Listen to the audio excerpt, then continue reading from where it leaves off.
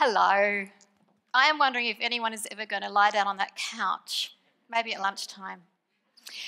Now, I'm pretty sure we all know what a toddler is.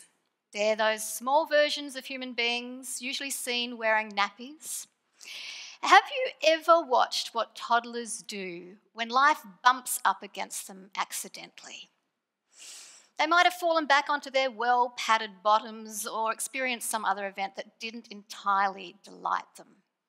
They're not hurt, they've just had a bit of a surprise. Now, what happens next is very interesting. They don't do anything. And I'm sure that every parent, grandparent, aunt, uncle, or anyone who's had anything to do with toddlers will have noticed this. They pause. It's as if they're doing some kind of little internal damage report. What just happened? Am I hurt? Is it bad? Should I cry? Should I scream the house down? And what we do next can make all the difference. If we react, if we run over to them, if we make a fuss, then you can be guaranteed that yes, they will cry, and yes, they will scream the house down.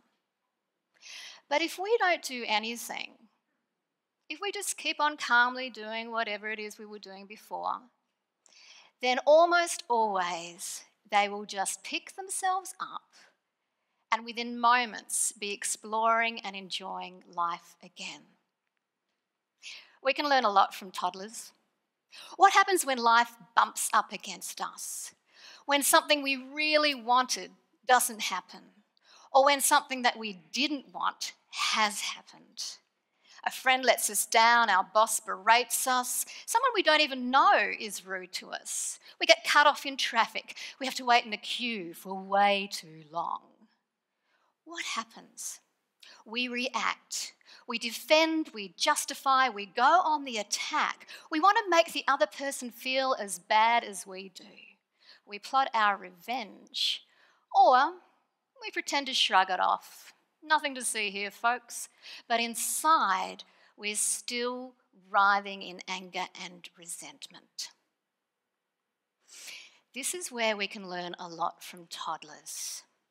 If we take that space, that pause, if we just take a moment to do that little internal damage report, then we have choice. Space to be and space to choose. Now, for most of us, that space hardly exists. Something happens and we instantly go into reaction. Something has happened, we react, and now we feel even worse. We've turned that little bump into a major catastrophe. But if we pause, if we take that space, then we have choice. Now, I am going to make one exception to this taking a space, having the pause thing, and that is if the attack is physical. Many years ago, I went to self-defense lessons thinking I would emerge a kung fu expert. What they first taught us, though, was if the person attacking you wants your money, give it to them. The second thing they taught us was, if at all possible, run away. Don't pause, don't have a space and think about what your next response might be, just run. So if in physical danger, that's good advice indeed. But in all other circumstances, if we take that space, that little pause, then we have choice. It's that space of freedom, that space of choice. But how do we find that space? How do we even become aware of it? And how do we expand that space? By doing nothing. And just by practicing doing nothing. Let me tell you a story.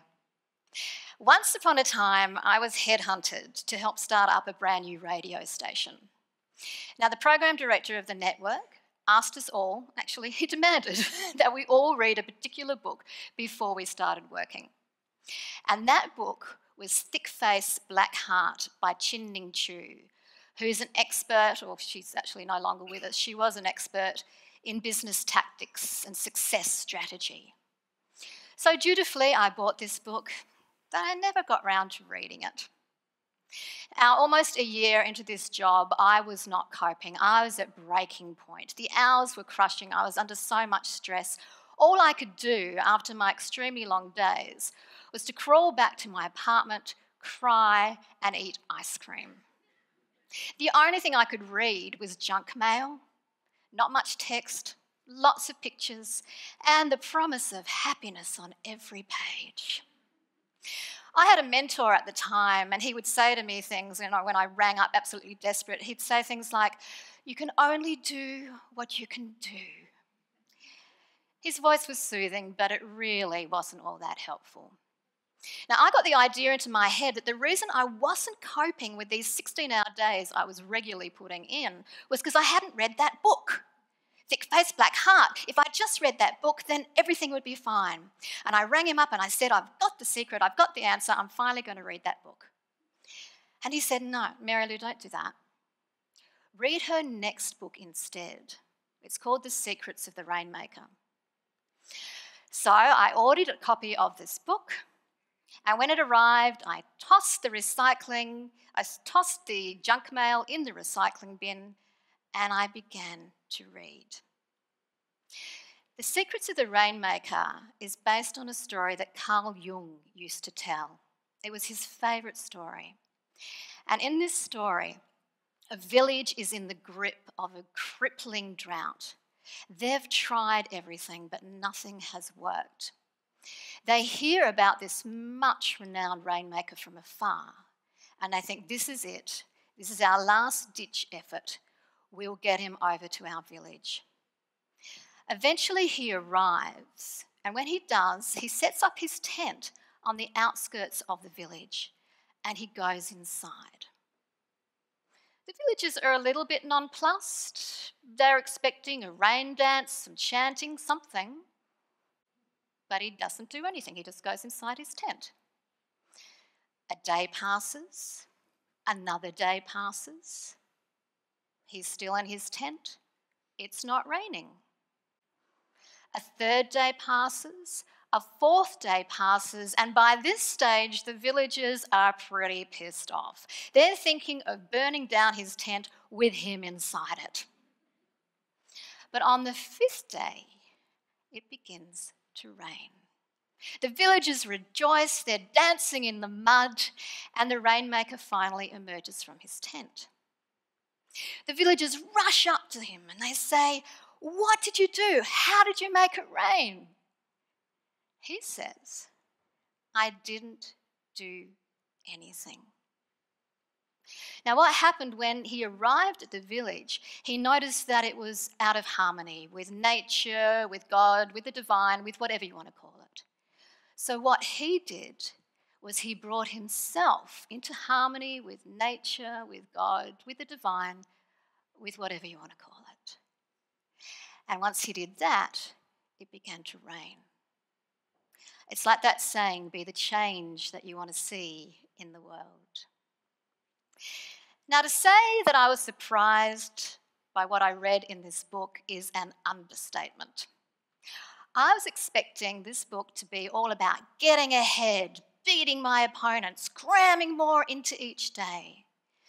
Instead, this book talked about trading what you have for what you want, being willing not to survive, and how to respond rather than react through ease, surrender, and meditation.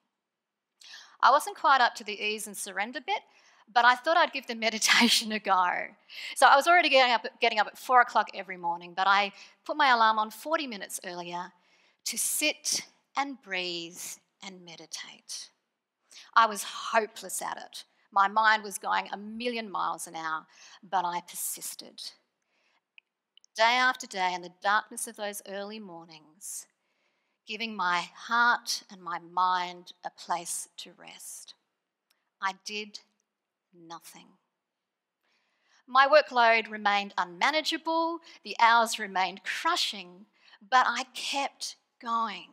And I didn't know it at the time, but I was doing what Chinding Chu describes as allowing the angel of good fortune to catch up.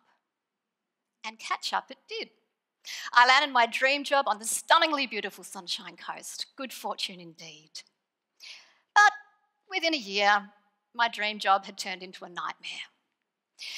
Now, thanks to many years when I was younger in 12-step programs, I had learnt through the Serenity Prayer that I couldn't change other people, places, or things. So I knew I couldn't change my boss, and I knew that I couldn't change the organisation I worked for.